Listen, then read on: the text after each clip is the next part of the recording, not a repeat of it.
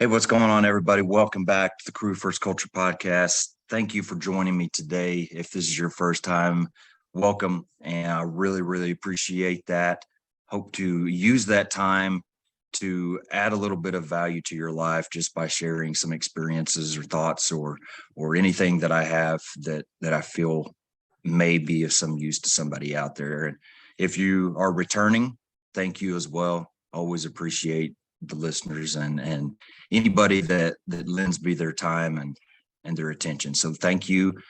Jumping right into it today, I want to kind of basically put some words to a post I put out a few days ago because I think it's something that pretty much I think I probably say this every time I record a podcast, but why would I be recording something and talking if I didn't feel it was true? But I feel like this is something that is very important. It needs to be discussed. It needs to be something that we really take a good look at and measure ourselves with, especially if you are somebody that is kind of at the decision making level of wherever you're at, because that's when this gets even more important and more serious. So in the post, and I'll read it here in a second, but basically I found a quote from Dr. Martin Luther King that is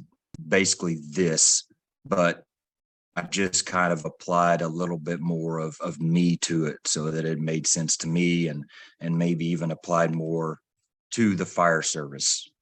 So I would say 99% of this is a Martin Luther King quote, but I don't want people to misquote it because it's not word for word. So it's a little bit of whatever, alliteration or whatever you want to call it. But it says, cowardice asks, is it safe? Expedience asks, is it politically correct? Consensus asks, is it popular? And character asks, is it right? So like I said, I think this needs to be discussed. I think this needs to be really looked at because we are approaching a little bit of a scary time in the fire service. The fire service has always been looked at with such honor and esteem by the citizens, and I think that has fostered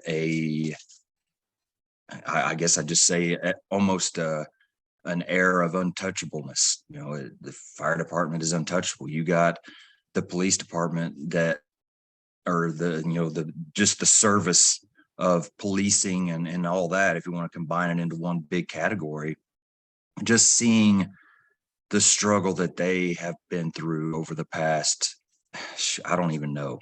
I mean, really like intense struggle, I would say 4-5 years or so. But, it's just kind of evolved over time.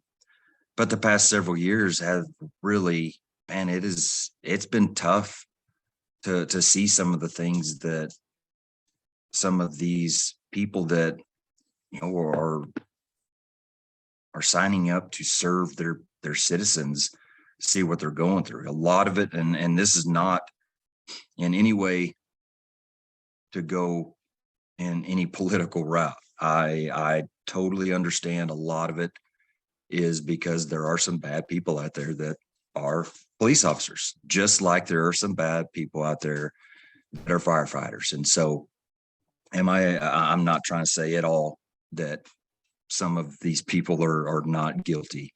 I just mean they are being held by a much higher standard than they used to be. And I feel like that is coming for us.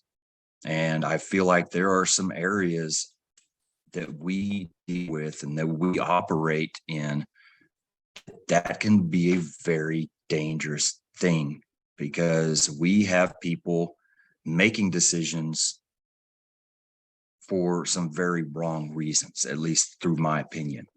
And so, just looking at it again, the cowardice says, is it safe? Expedience, which expedience is basically just anything that I had to kind of look it up what that word meant because it didn't really make sense to me. but it's just talking about whatever makes everybody happy. We're just going with the flow. It's that type of mindset, but it's asking, is it politically correct? Consensus is asking, is it popular? And you have those three things that seem to always be present when there are decisions to be made. And I'm in no way trying to steer this in a direction of throwing mud at administrations or chiefs or anything like that. But really, that's who needs to be asking this question of themselves and of their of their people more than anybody, because they are the heads over the departments. They are going to be the ones that are absolutely brought into whatever struggle or whatever challenge is ahead of us because of that responsibility, as well as station officers like what I am. But going back to where I was headed is it always feels like there's some weight put into some of these. Is it safe? Is it politically correct? Is it popular? And I always struggle with that. And I probably never even really had words to why I struggled so much with that type of mentality and that type of just thinking until this quote came up and I kind of started applying it. But that's exactly why. That's why I struggle so much with some of these decisions that are made today. Some of these decisions that involve not entering structures that have livable space, searchable space, because we deem it unsafe for our people. And trust me, I'm not somebody that is just super excited to go lay down my life in a stupid scenario for little or no gain out of it. I'm not somebody that is going to be overly risky for no reason. But there are people out there, there are departments out there that are getting in serious trouble because we aren't doing our job, because we're putting the answers of, is it safe? Is it politically correct? Is it popular? We're putting those ahead of that last question that should be at the top, if not the only question. Is it right? How much are we truly putting into that question when decisions are made? How much weight does is it right have when you compare it to the weight of, is it safe? The weight of, is it politically correct? The weight of, is it popular?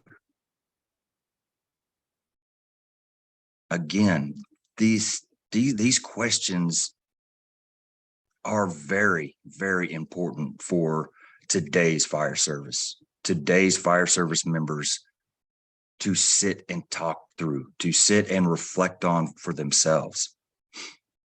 Because I feel like I see it every day, whether it's at my own department or just kind of browsing through some social media of other departments. I feel like it is such a presence that it's hard to overcome almost. It's hard, especially, you talk about the politically correct thing. And again, I have zero interest in going any direction near anything political. I don't care to do that. But it's a huge factor in decisions that are made. And I hate seeing that.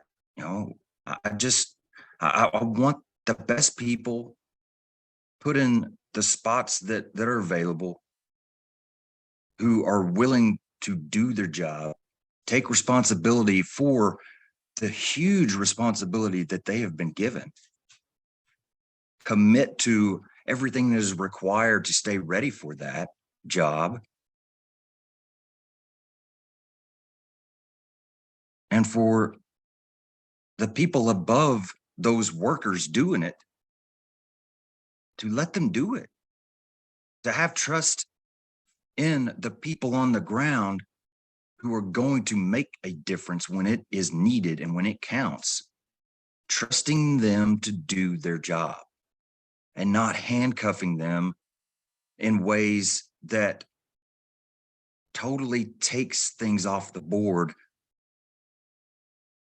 as far as options that could be saving somebody's life, that could be making a huge difference in somebody's life. I really struggle with that. I don't understand how I can do more to fix that other than just, speaking out when it comes up. And that's something that I'm going to have to really monitor, because I'm ready. I'm ready for these things to come up, and for me to be in a position that I'm able to say something about it. If I'm not even putting myself in a position that I can be heard, then it doesn't matter if I say anything or not. If I'm always negative, always bashing administration and chiefs, and everything that is known about me has to do with just trying to rock the boat and buck the system, I have no say. Nobody at the top gives a crap about anything I have to say. And that is very rightfully so, because I have forfeited that right. If that's the attitude I have, if that's the way I go about every day and every interaction with them, then they have every right to not put any weight in what I'm saying. Am I somebody that is just sitting on the sidelines and not putting myself out there, especially when it's important to voice these opinions and these different ideas and perspectives? If I'm not even putting myself in the game, then what's the point of getting upset about any of this? You got to put yourself in the game. You got to put yourself in a position to make a difference before you can ever make a difference. And, there might be some people out there saying, who cares? I don't have any choice in the matter. I'm not a decision maker. I'm stuck with what it is. I'm telling you right now, we all should care, because this is going to affect everybody. We are all affected by the choices that are made from above. Do we all have a say in it? No, absolutely not. We can't be the deciding factor. But on things that are this important, we have got to at least be a voice. If the decision is made and the deciding factors are something in those first three questions, and we didn't say anything, and we're just as guilty as anybody else, or even worse, because maybe they don't know better. And if we do know better, if we do know better ways to handle things, better techniques, better practices, better strategy, whatever, if we know something better than what is being decided on, and we don't do anything about it, we're just as guilty, if not worse, as the people that are making the decisions for wrong reasons. We've got to start standing up for what we know to be right. And I am not talking about griping about every little thing and throwing a fit about, not getting our way. I'm talking about things that will affect people's lives. talking about the ability to do our job like we know we have to do it. I'm talking about big, big decisions that affect everybody, the fire department members and the citizens. We have got to be the voice that speaks out for what is right. We've got to.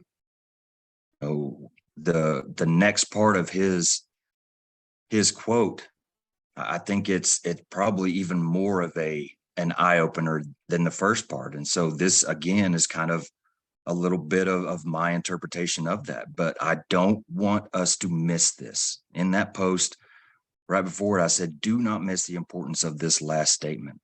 And I feel like this is what really sets it into concrete that we have got to make things better. We've got to do a better job. But it says, there comes a time when we must take a position that is neither safe, nor politically correct, nor popular, but we must take it because our character tells us that it is the right thing to do. There will come a time when we know that we are going to have to fight the political environment. But we have to do it because it is the right thing to do.